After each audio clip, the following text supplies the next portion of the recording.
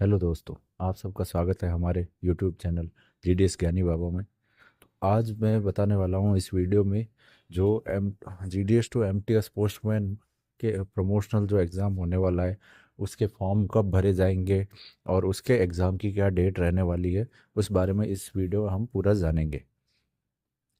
Competitive examination for recruitment to the cadre of postman, mail guard, multitasking staff from eligible Grameen Dak Sevaks for the vacancies earmarked for GDS and unfilled vacancies of LDC for postman, mail guard for the vacancy year 2025। Rajasthan circle में जो भी vacancies generate हुई है MTS और postman के लिए, उसमें जो कॉम्पिटिटिव एग्जामिनेशन होने वाला है उसकी क्या डेट रहने वाली है, कब फॉर्म भरे जाएंगे, वो सब इस वीडियो में हम बताएंगे। तो डेट ऑफ नोटिफिकेशन जो जारी हुआ है वो 14/7/2025, 14 जुलाई 2025 को जारी हुआ है।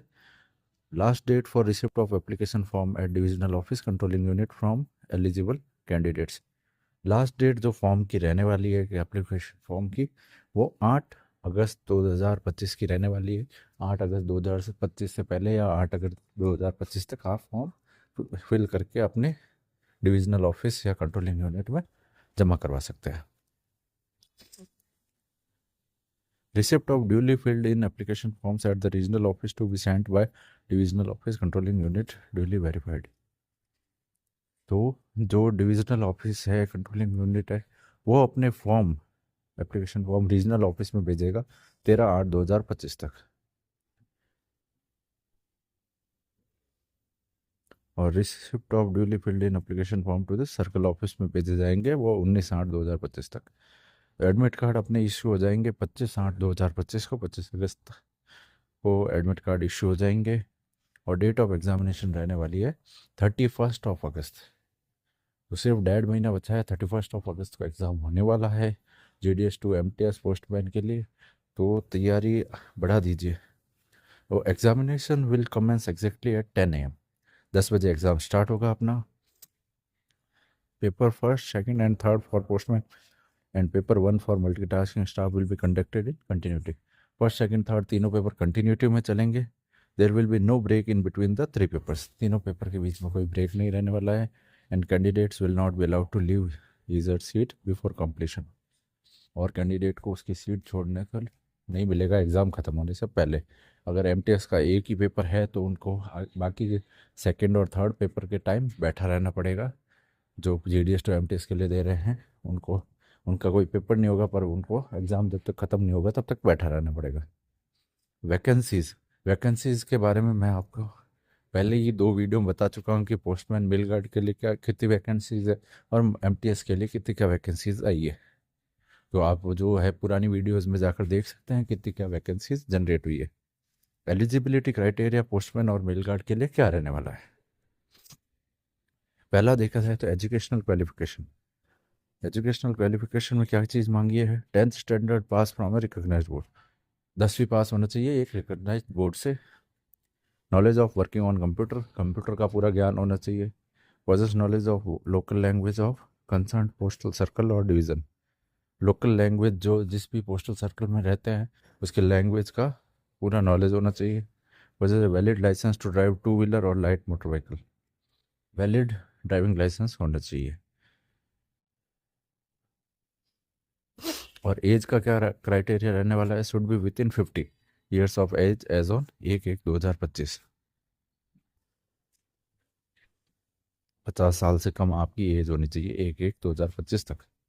सर्विस एलिजिबिलिटी क्या होनी चाहिए? 4 years regular engagement as GDS. 4 साल तक जीडीएस का काम किया हुआ होना चाहिए, वो भी तारीख 1/1/2025 तक में।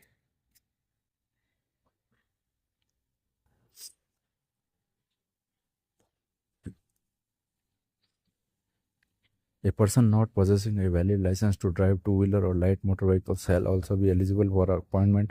However, such person not having valid license to drive 2 wheeler light motor vehicle at the time of appointment shall not earn periodical increment in pay till production of such license or period of 5 years from the date of appointment, whichever is earlier, and after production of such license or expiry of such 5 pay shall be restored respectively to the level pay would have reached।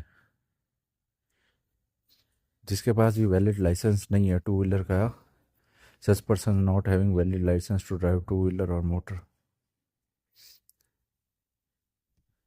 जो भी postman के लिए भर रहे हैं form, उनके पास valid two wheeler licence नहीं है, तो वो टू व्हीलर लाइसेंस अपॉइंटमेंट के टाइम तक बनवा दे, या उसके बाद बनवाए तो आपको 5 ईयर्स का कुछ टाइम मिलेगा, उसके अंदर आप बनवा सकते हैं, तब तक आपका पे ग्रेड कम रहेगा।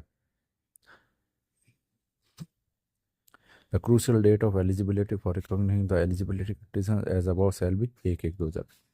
जो डेट रहने वाली है वो है 1/1/2025 तक। जो भी एलिजिबिलिटी क्राइटेरियाज में जो भी चीज़ें हैं वो 1/1/2025 तक पूरी हुई हुई होनी चाहिए।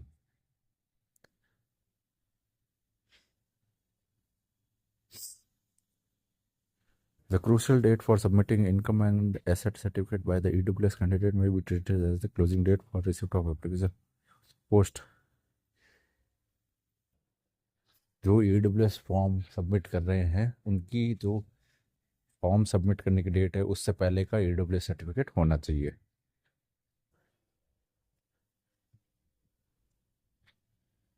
Person seeking appointment on the basis of reservation to EWS must ensure that he possesses the income and asset certificate valid for the year 2025-26 issued on the basis of income for the financial year 2024-25। जो EWS के through reservation के through form भर रहे हैं उनके पास income and asset certificate होना चाहिए 2025-26 का। Any other eligibility condition specified in recruitment rule shall also. और कोई रिक्रूटमेंट रूल्स में एलिजिबिलिटी क्राइटेरिया है वो भी अप्लाई होंगे। मल्टीटास्किंग स्टाफ उनके लिए क्या रहने वाला है? Educational qualification and age limit. There shall be no upper age limit and no minimum educational qualification. कोई भी मिनिमम एजुकेशनल क्वालिफिकेशन नहीं चाहिए और कोई भी एज लिमिट नहीं है।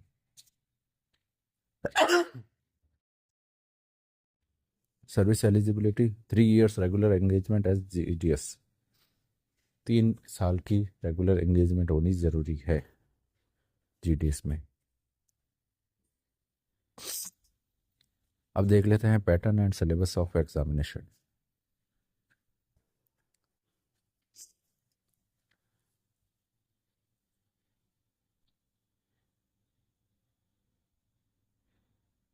Only those candidates who want to be considered for the post of postman and mail guard should appear for the local language test.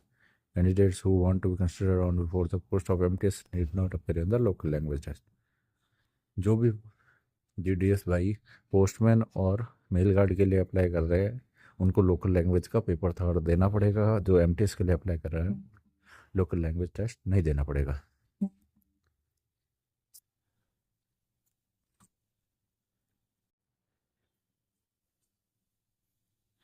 Paper fourth for the recruitment of post of postman and mail guard will be held separately at a later date। GDS candidates who secure minimum qualifying marks in paper 1, 2nd and 3rd also paper 3rd will be eligible for appear in paper 4th। जो डेस्ट होता है paper 4th वो किसी दूसरे दिन लिया जाएगा। जो भी पोस्टमैन मेल गार्ड के लिए उसमें आप हो जाते हैं तो उनका डेस्ट का एग्जामिनेशन होता है पेपर 4th। उसके बाद उनको मिलती है appointment. Number of candidates to be shortlisted. Test के लिए जो भी लोग शॉर्ट लिस्टेड होंगे वो टोटल वैकेंसी के 3 टाइम्स शॉर्ट लिस्टेड होंगे। Test will be conducted only in English for 15 minutes on computer. सिर्फ 15 मिनट का टेस्ट होता है वो भी कंप्यूटर पर लिया जाएगा। Evaluation of performance in test will be done through the software के थ्रू डेस्ट की इवेल्यूएशन होगी, उसके थ्रू नंबर आएंगे। प्रेफरेंस या ऑप्शन जो भी पोस्ट के लिए है। Option for post an applicant may give option for 1, 2 और ऑल 3 पोस्ट और candidate for selection will be considered only if a post has been opted for subject fulfilling the eligible conditions।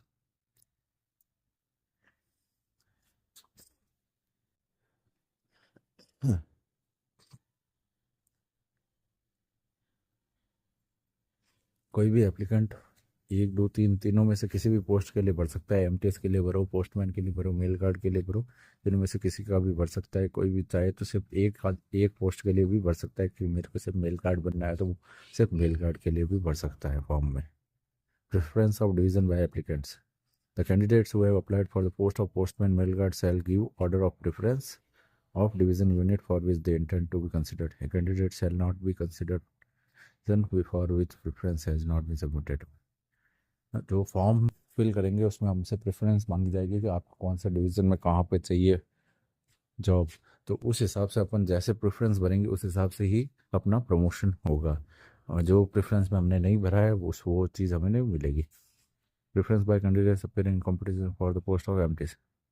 Candidates applying for the post of MT shall submit either order of preference for administrative officer, TAP, subordinate officer, civil engineering wing, etc., wherever vacancy exists. In addition, they shall also give order of preference for division unit. MTS के लिए जो preference है वो किसी भी office में भर सकते हैं, जहाँ पे भी सीट अवेलेबल हो तो वहाँ का भर सकते हैं, या किसी डिवीज़न या यूनिट में भी भर सकते हैं। Center of examination. The examination will be conducted at all circle region headquarters of the circle. The candidates will have to appear from the respective centers of their region circle. Examination conduct होगा हर circle में, हर reason headquarter में।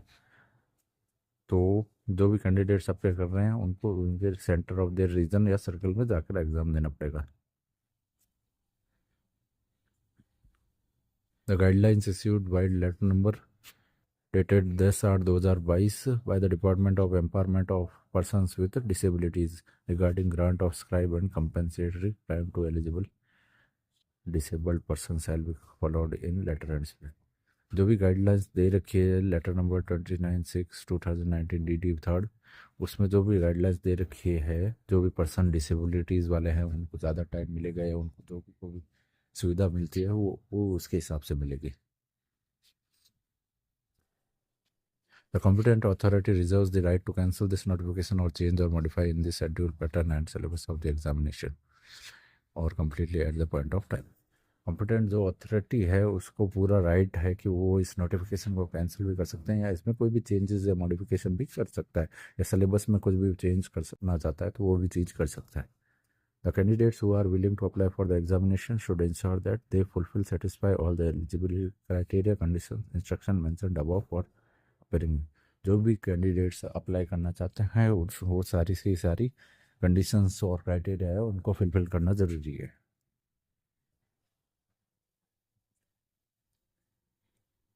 This notification may be given wide publicity amongst all eligible working in। ये notification सारे candidates तक पहुंच जाना चाहिए। This notification is also available on the departmental website. Department की जो वेबसाइट है indiapost.government.in, उस पर भी ये नोटिफिकेशन अवेलेबल है।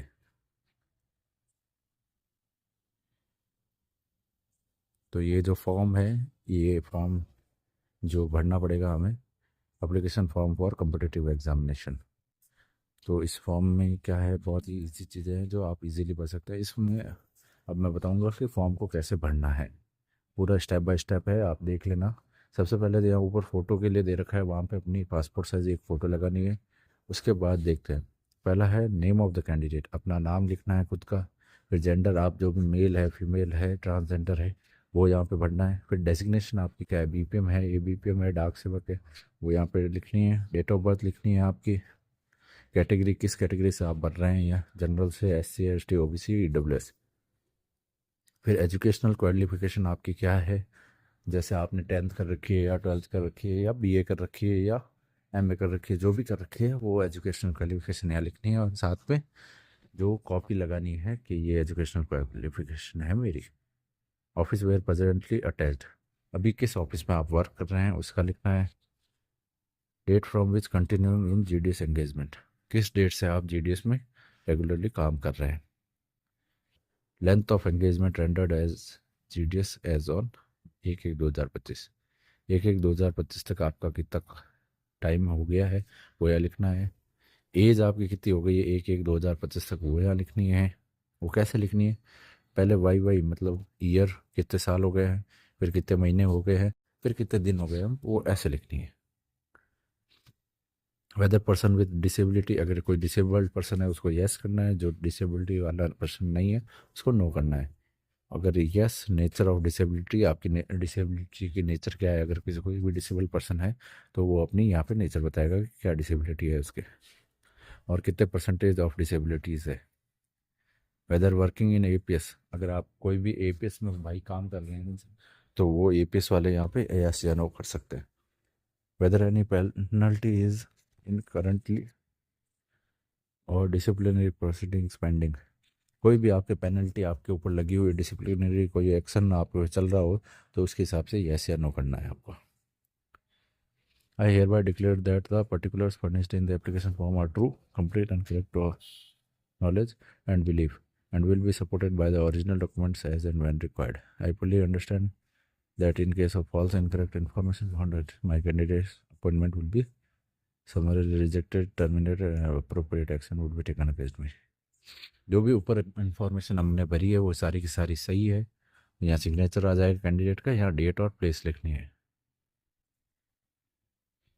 I certified that I have verified the particulars of candidate from service record and found correct the candidature of the applicant is recommended for the following post. अब किस post के लिए भर रहे हैं, जैसे पोस्टमैन के लिए भर रहे थे, यहाँ रिकमेंडेड में यस नो करना है। एलिजिबल में तो जो भी डिविजनल यूनिट हेड है वो लिखेंगे आप एलिजिबल है या नहीं है। Option for post order of preference, postman mail guard MTS के लिए जो भी पोस्ट के लिए आप भर रहे हो उसमें order of preference, name, category, designation, parent, division. Name आपका आ जाएगा, कैटेगरी आ जाएगी, डिजिग्नेशन आ जाएगा, पेरेंट डिवीज़न आ जाएगा। Readers shell give option for 1, 2 और ऑल 3 पोस्ट एंड कैंडिडेट्स। आप तीनों पोस्ट के लिए भी भर सकते हैं या सिर्फ पोस्टमैन मेल गार्ड के लिए भर सकते हैं या सिर्फ एमटीएस के लिए भी भर सकते हैं। यहाँ मार्क करना है यस पोस्टमैन के लिए तो यहाँ यस, मेल गार्ड के लिए यहाँ यस, और एमटीएस के लिए यहाँ यस। और ऑर्डर ऑफ प्रेफरेंस देना पड़ेगा। फर्स्ट प्रेफरेंस आप किसको देंगे, एमटीएस बनना चाहते हैं या पोस्टमैन बनना चाहते हैं, आप मेल गार्ड बनना चाहते हैं। Order of preference of division, यहाँ by GDS applicant for postman के लिए आपको कौन कौन सी जगह पे भरना है वो यहाँ पे लिखना है। आपको 26 चॉइस मिलेगी, उसमें से आपको कोई भरना है। यहाँ मेल गार्ड के लिए कहीं हैं तो 3 चॉइस दे रखे हैं, उनमें से भरना है। और वही एमटीएस के लिए एडमिनिस्ट्रेटिव ऑफिस, जीएम ऑफिस, किसी में भी डिवीजन या यूनिट में भरना है तो यहाँ चॉइस दे रखी है 30। यहाँ अपना साइन आ जाएगा कैंडिडेट का, नीचे डिविजनल हेड उसको पास करेगा। ये नीचे लिस्ट ऑफ डिविजन्स दे रखी है कि पोस्टमैन के लिए कौन कौन से डिवीज़न है, 26, उनमें से भर सकते हैं। रेलवे में आरएमएस मेल गार्ड के लिए 3 है, वो भर सकते हैं। और वही एमटीएस के लिए 31 दे रखी है, वो उनमें से आप भर सकते हो इजीली। तो ऐसे भर के इसको पूरा कंप्लीट करना है।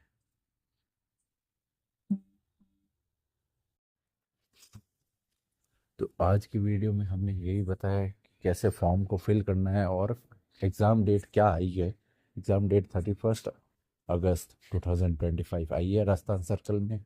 तो उस हिसाब से राजस्थान के जो भी कैंडिडेट्स हैं वो अपनी तैयारी को पूरी तरह से बढ़ा ले, क्योंकि अब सिर्फ 1.5 महीना बचा है और सीट्स बहुत कम है इस बार। तो तैयारी बढ़ चढ़ कर करें और जैसे मैंने बताया वैसे पूरा फॉर्म को फिलअप कर सकते हैं इजीली। कोई भी प्रॉब्लम हो तो आप मेरे को कमेंट करके बता सकते हैं कि ये कैसे करना है या ये कैसे भरना है या इसमें क्या करना है। जो चीज़ भी डाउट लगे आप मेरे को कमेंट कर सकते हैं, मैं उसका जवाब आपको कमेंट में दे दूंगा। तो अगर वीडियो आपको अच्छी लगी हो तो लाइक करें और चैनल को सब्सक्राइब करें।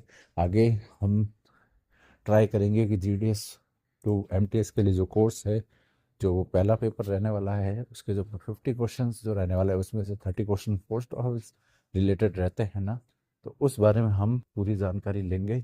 ट्राई करूँगा कि मैं इस 1.5 महीने में वो 30 क्वेश्चंस जो रहने वाले हैं उसके बारे में पूरी इंपॉर्टेंट वीडियोस बनाऊंगा।